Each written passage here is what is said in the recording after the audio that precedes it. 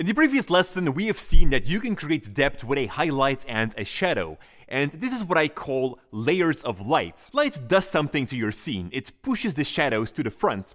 And that is great to know, because if we can push something to the front, it means that we can create depth. So that brings me to the following example. Right now, Lorenzo is looking off screen. We can either place the key light on the left side of the camera or on the right side of the camera. Both these examples will create a highlight and a shadow. But since light pushes the shadow to the front, here's what happens in the first example. The highlight lays closest to the camera. A little further on the other side of Lorenzo's face, there's now a shadow. So currently, the highlight is pushing Lorenzo to the back, and this results in a flat shot. Something that we want to avoid at all times. So let's place the light on the other side of the camera now.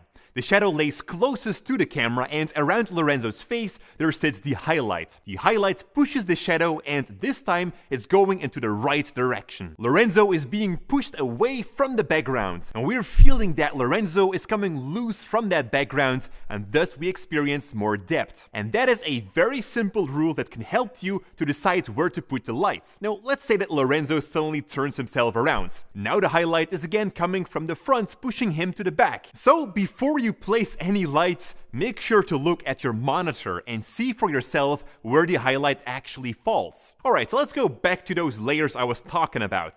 Your subject is usually only going to have two layers, a highlight and a shadow. But looking at the entire scene, there's a lot more that we can do. It's currently all black, but we can shine a light into that wall, creating a highlight. So taking the same principle that we've just seen, I know exactly where to place this highlight. Highlights pushes on shadow layers. And since the left side of Lorenzo's face sits within the shadow, I'm placing that wall light behind that layer.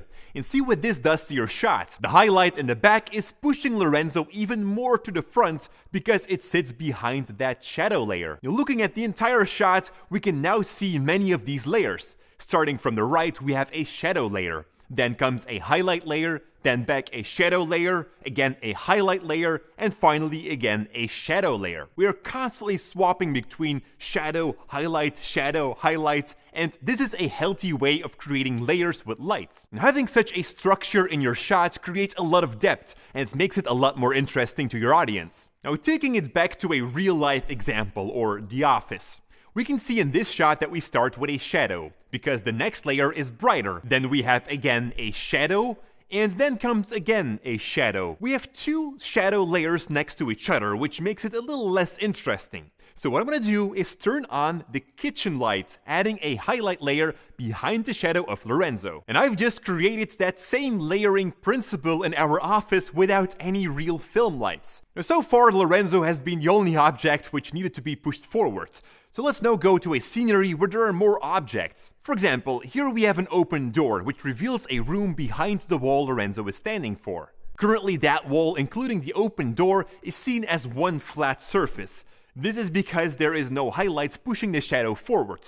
So what I'll do is simply turn on the light within that room. We've added an extra layer, and since the bright room sits between two shadows, it's pushing that wall forward. When Lorenzo stands with his shadow in front of a shadow layer of the wall behind him, he is not being pushed forward. But when I ask him to move a little to the side, the light of the room behind him also pushes on him. And this means that all the objects, which have a distance from each other, are being pulled apart. In other words, we are creating depth. Conclusion of the lesson. Always remember that highlights push the shadow forward. On camera, that could be pushing your subject to the background or more to the foreground. So think about that well, where you create a highlight and where you create a shadow.